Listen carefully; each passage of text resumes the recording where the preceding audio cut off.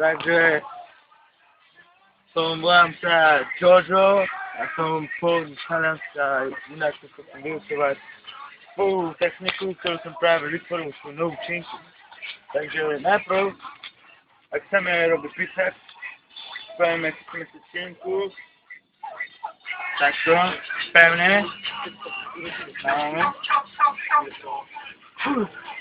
správali dole a tu vlastne pri sebe už hore. Jo, kámo, poď dozadu. Pozri, ako pracuje to triceps. Chrbát, ako pracuje. Ideme. Ideme.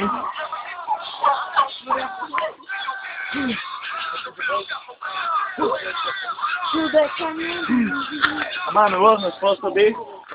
Napríklad na plesne. Ideme. Žáva.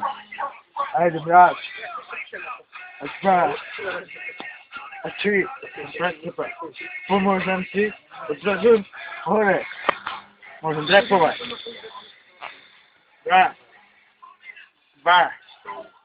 Vyhodiť. Ahoj. A idem. Mŕtvy ťah. Rovno chrbát. Hejte tak. To je do mňa pak všetko zašleme na svojom novom CD-čku, vo ktorom sú moje inštrukcie a návod. Dovidenia.